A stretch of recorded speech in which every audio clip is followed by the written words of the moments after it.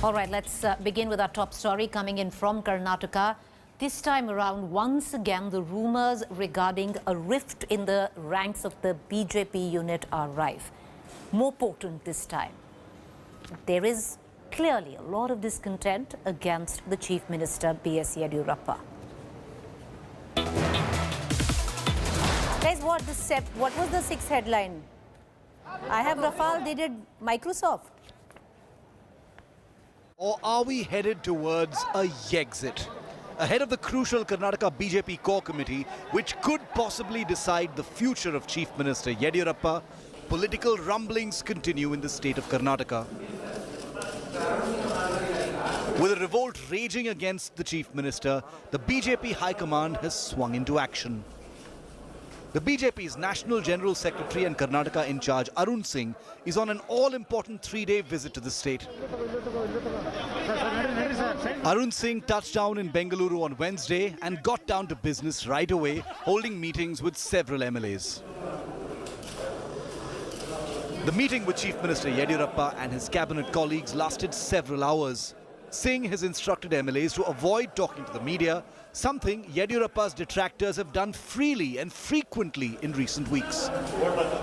कभी भी पार्टी के विधायक हो, पार्टी का कार्यकर्ता हो, उसको इस बात का सदैव ध्यान रखना चाहिए कि किसी भी प्रकार से पार्टी को नुकसान न हो।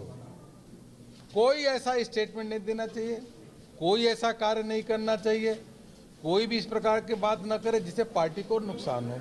बोलने से पहले जरूर ये सोचे कि इससे पार्टी को नुकसान हो रहा है, फायदा हो रहा है। So far, there are no signs of peace. BJP MLC Vishwanath and MLA Renukacharya are now trading charges over Yediyurappa in public. We respect Yediyurappa's contribution in building the BJP in Karnataka. But now, Yediyurappa has not got that spirit, that strength to run the government because the age factor, the health factor, and the intervention of his family members. No minister is happy. ಮುಖ್ಯಮಂತ್ರಿ ನಾಯಕತ್ವ ನಾವೆಲ್ಲ ವಿಶ್ವಾಸ ಇಟ್ಟಿದ್ದೀವಿ ಮುಖ್ಯಮಂತ್ರಿಗೆ ಗೊತ್ತಿದೆ ಅರುಣ್ ಸಿಂಗ್ ರವರನ್ನ ನಾವೆಲ್ಲ ಭೇಟಿ ಮಾಡ್ತಾ ಇದ್ದೀವಿ ಭೇಟಿ ಮಾಡಿ ಯಾರು ಇದುವರೆಗೂ ಪಕ್ಷದ ವಿರುದ್ಧವಾಗಿ ದಿಲ್ಲಿಗೆ ಹೋಗಿ ಸಂಘಟನೆ ವಿರುದ್ಧವಾಗಿ ಮುಖ್ಯಮಂತ್ರಿ ವಿರುದ್ಧವಾಗಿ ಲಾಬಿ ಮಾಡ್ತಿದ್ದಾರೆ ಅವರ ಯೋಗ್ಯತೆಗೆ ಒಬ್ಬರು ಶಾಸಕರಿಗೆ ಕಳಿಸ್ತಕ್ಕಂಥ ಅರ್ಹತೆ ಅವ್ರಿಗಿಲ್ಲ. One of the contenders for the Chief Minister's post, Minister K.S. Ishwarappa, has lashed out, saying it is for the party high command to decide the Chief Minister and not Lingayat seers who've rallied behind Yediyurappa.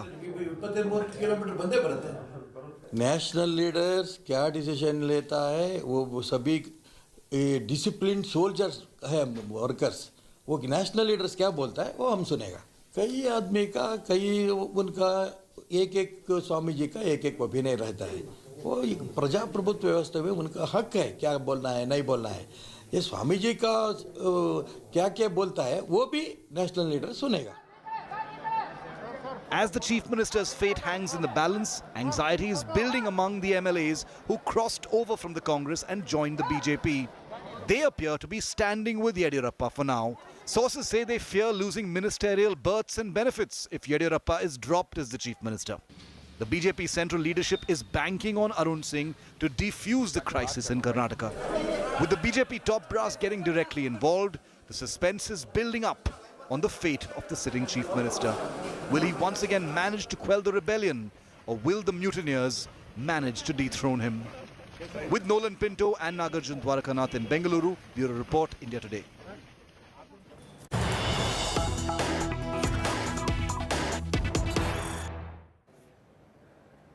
All right, let's just dip into the latest news break that's coming in, and that could be good news. If one is to believe this report which has come in from AIIMS, which seemed to suggest if there is a third wave, children will not be as impacted as some have made them out to be. The AIIMS study has concluded that children will not be particularly vulnerable during the COVID third wave. The AIIMS study finds high presence of antibodies amongst children, says it is unlikely that any future third wave will disproportionately affect children 2 years or older. I want to cut across to my colleague Sneha Murdani, who's joining us for more. Sneha, you know, as promising or as many would want to believe the AIMS study, we all know we need to take it with a pinch of salt. Well, there needs to be caution, and there are no two ways about that. But this is rather reassuring given the fact that AIMS and the WHO has done this study talking about the fact that there is no reason for us to then believe that the third wave is going to affect children disproportionately. But there is a catch here, given that there is no other variant which is mutating any further, somewhere towards the end of the year, because under the current circumstances with the B.1.617 or the Delta variant is the dominant one in India, there is no reason for us to believe that children will be falling more ill than anybody else. There was a sense that children would be more prone or more vulnerable when the third wave strikes. But this is something that really clears the air. Now, if there is seropositivity, it clearly means that children also have antibodies against SARS-CoV-2, the virus that causes COVID-19, which means that there has been exposure of this virus to children as well. That speaks volumes of the fact that there would be some amount of natural immunity in children, in spite of the fact that nobody below the age of 18 has got the vaccine just yet in India. Natural immunity also is going to offer a good amount of protection. Appreciate you joining us, Neha. We're going to continue to come back to you for further updates. But now let's quickly shift focus to the other big story that we're tracking right now. And that is that CBSE has finally decided the breakup criteria on which class 12 students would be evaluated.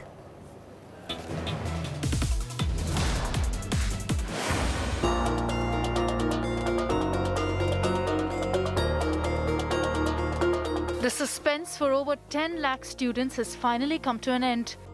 After endless uncertainty, the CBSE has now given clarity on exactly how students will be assessed. The board has finalized a 30 plus 30 plus 40% formula, a marking scheme that will take into consideration class 10 and class 11 marks. 30% weightage will be given to class 10 exams, and marks of the top 3 subjects will be considered.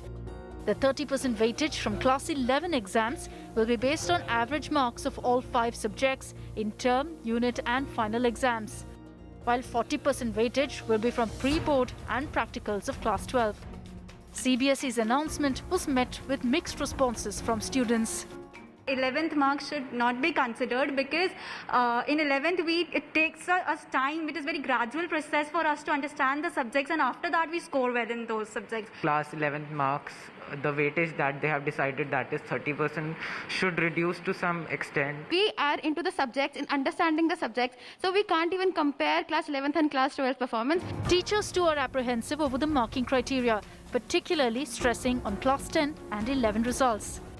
Still, I would feel that the percentage for class 10 can still be lowered, so that there might be few children who would be benefited out of their class 10 result, and there might be some who might not be benefited out of this result. The announcement by CBSE ends months of speculation for students. Remember that students still have the option of appearing for exams if unhappy with this criteria. The results will be out by July 31st, a deadline set by the Supreme Court. The Supreme Court has accepted the valuation criteria submitted by the CBSE and ICSE, but has said that there must be timely release of the results and a grievance redressal mechanism so that students can raise disputes, if any, about their results. Class 12 results likely to be released by July 31st. With cameraman Sachin and Ashutosh Mishra in New Delhi, this is Anisha Mathur for India Today. All right, viewers, this entire controversy over fake jabs given to one residential colony in Mumbai has deepened, with now another production house being thrown in the mix. That's the latest that's coming in. One of the biggest music companies, Tips, owned by Ramesh Durrani, has claimed that 365 employees did not see any side effects. They also received the jab certificate after weeks of delay from Nanavati Super Speciality Hospital instead of Kokilaben Dhiru Ambani Hospital, which apparently had organized the drive. That is not all. Some are still awaiting certificates. Meanwhile, prominent music composer Pritam too has suspected being scammed. All of this after around 150 employees and family members of Matchbox Production to allege being duped. Meanwhile, the Mumbai police has detained 3 people who were allegedly carrying out fraudulent COVID-19 vaccination drives.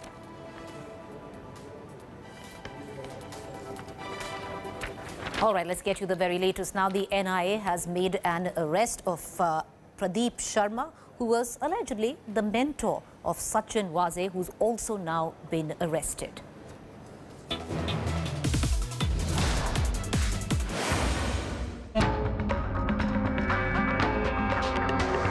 Bombs, blood, and Antilla. The year's most murky crime story is back in the news. It began in February and is just exploded once again.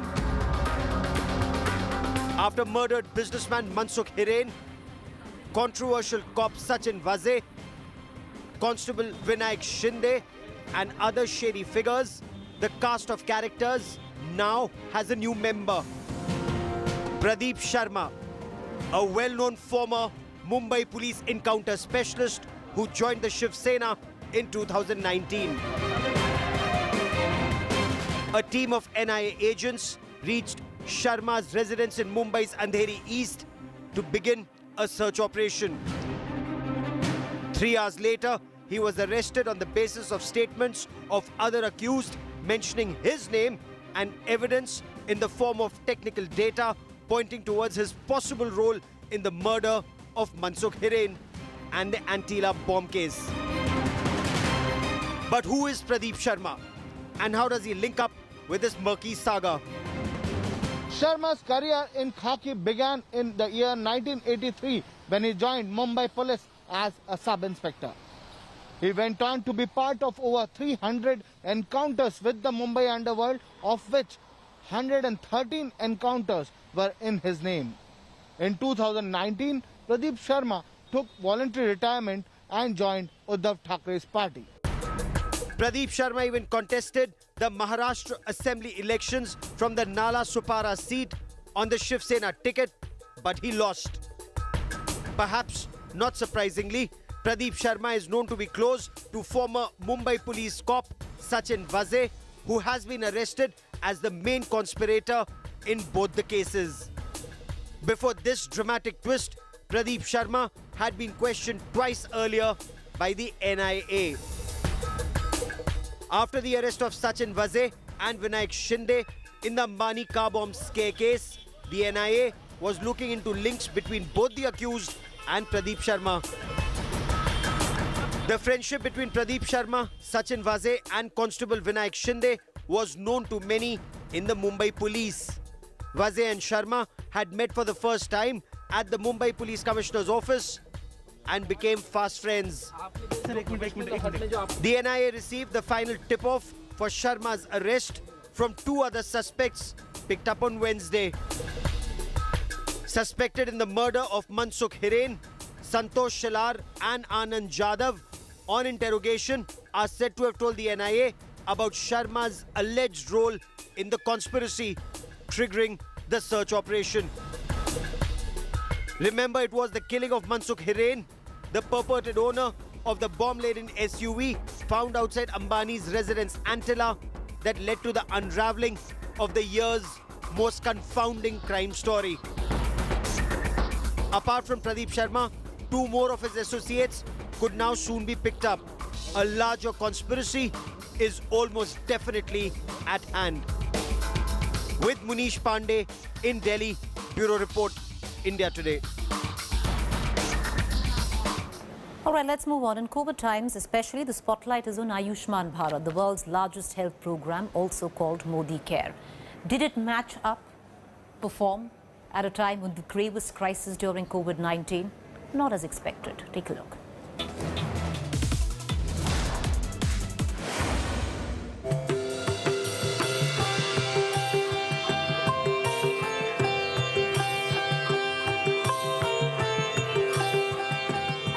The world's largest health protection program. समाज की आखिरी पंक्ति में जो इंसान खड़ा है, गरीब से गरीब को इलाज मिले, स्वास्थ्य की बेहतर सुविधा मिले. India's own Modi Care. इस योजना को हर कोई अपने अपने कल्पना के अनुसार नाम दे रहा है. कोई इसे मोदी केयर कह रहा है. A game-changing medical insurance scheme for the most vulnerable. And then arrives the COVID-19 pandemic. Data India Today obtained in a response to an RTI request sheds light on the utilization of the 3-year-old Ayushman Bharat during the worst health crisis. Sample these numbers. According to the National Health Authority's RTI reply to India Today, the scheme covered around 23,80,000 for COVID-19. Of them, the number of people tested is almost 3 times the number of patients taken in for treatment. And Ayushman Bharat's COVID coverage varies across states. If states like Andhra, Karnataka and Maharashtra treated over 1,50,000 people each, the most populous Uttar Pradesh reported only 875 cases and neighbouring Bihar just 19 for treatment under the scheme. In this RTI reply, the National Health Authority has said that as many as 10 states like Rajasthan, Tripura, Manipur, Nagaland, also Sikkim and a couple of other states in the northeastern part of the country registered zero testing under the Ayushman Bharat program. The National Health Authority has also not given a detailed breakdown of the cases in the first wave and the second wave. Launched in 2018, the healthcare plan aimed to cover the country's poorest. Back then, the scheme received international praise for its objectives. The program was expected to have bedded in by now in order for it to meet its ambitious goals. Asked why the utilization of Ayushman appears to be low for virus cases, central authorities later explained that not all states have used their IT system to record COVID-related coverage under the scheme, and that several states have already made testing and treatment for the disease free for all residents, irrespective of their eligibility under Ayushman. A critical test for the biggest healthcare project on the planet during a pandemic. With Ashok Upadhyay, Sneha Murdani in Delhi for India Today. Welcome back. You're watching a fact check segment where we bust certain claims masquerading to be facts on social media platforms and WhatsApp groups. Now, there's a claim floating about that a man in China was arrested for practicing Islam. False. The fact check on that is false. This man was arrested, in fact, but not for practicing Islam, but for criticizing the Chinese police. With that, it's a wrap on this edition of 7 at 7. Do stay with us. Up next is To The Point.